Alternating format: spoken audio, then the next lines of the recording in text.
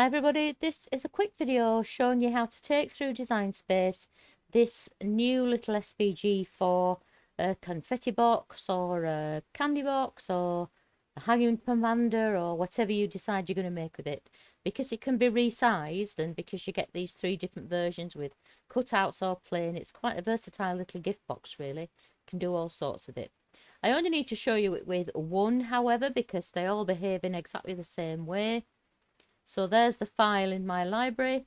It should come in at 20.49 wide by 25.64 tall, and that will cut from A4 at this size. So what you need to do is just convert the score lines. As always with my SVGs, the score lines live in that first group in your layers panel, which is the second line down. So you click on the second line down, go over to your operations menu, click on basic cut and go down to score. And you can see that those lines are converted now. And because this is a single piece SVG, each box is in an SVG of its own. You just need now to select everything and attach it. There's no ungrouping needed at all. Dead simple.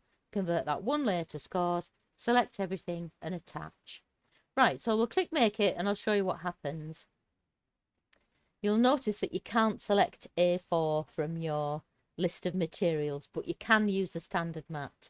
So all you're going to do is you're going to tell it that yes, you're using 12 by 12 or 30.5 as we say in Europe, and you're going to use A3 or letter. You're just going to put your paper a little bit over from that left hand, the very left hand grid on your mat. There's a cutting margin on the maker of about 5mm. It's about 6 or 7mm on the Explores. So you can actually move your card inside that cutting margin to take advantage of the extra space at this side. So do that. Put it on your standard mat, 2mm over to the right, and it will cut perfectly from A4. Okay, so then you can enlarge it as large. You can make it at all sizes in between, of course, but you can make it as large as possible to go on A3. And to do that, the widest we can cut on a sheet of A3 is 29.2 centimeters. So you're going to go to your width box up here, type in 29.2, tab to automatically change the height of it. And there you've got a box that's as big as it can go on a sheet of A3. And if we click make it, again, you'll see you can't select A3 from your list of materials. You've got to go with a long mat, obviously, because it's significantly longer than the standard mat will take. And again, all you're going to do is say yes. Doesn't matter which one of these you pick. You're going to use your long mat, and when you put your A3 on your mat, just move it a couple of millimeters over to the right so that it's within that cutting margin to give you the little bit of extra space here. That's just a little cheat. If you don't want to do that, just don't take it up to 29.2, take it to 28.7 or something, and then you won't get that issue.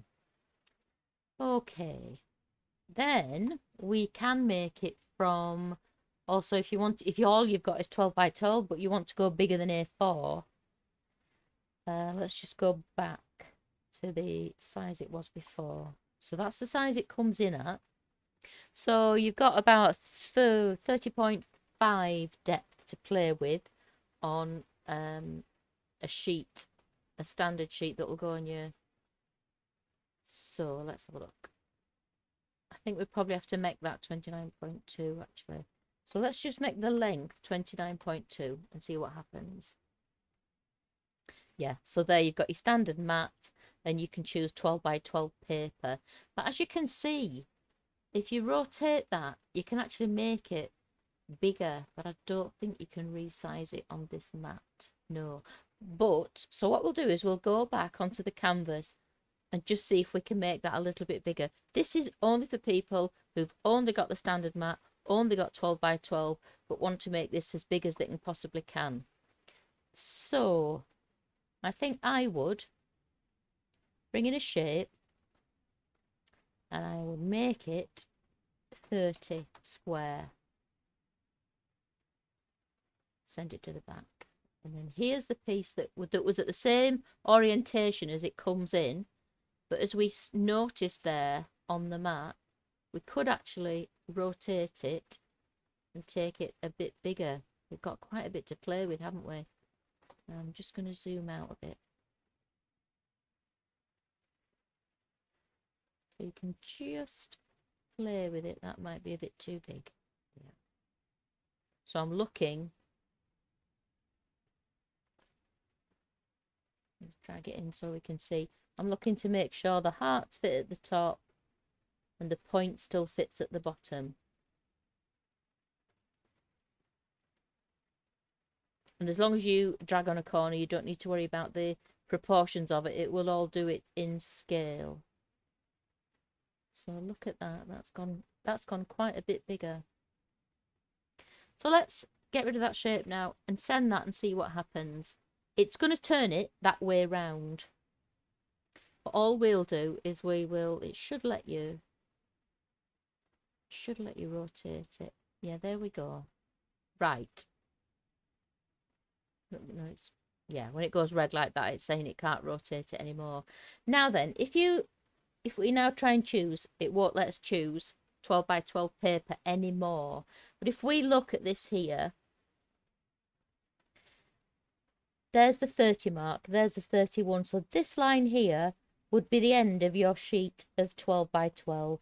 So that's easily going to fit on a sheet of 12 by 12. So again, now then, I don't think you can do this with the newer machines. If this was the older machine, I would just send that on a standard mat with a sheet of 12 by 12 and it would cut it.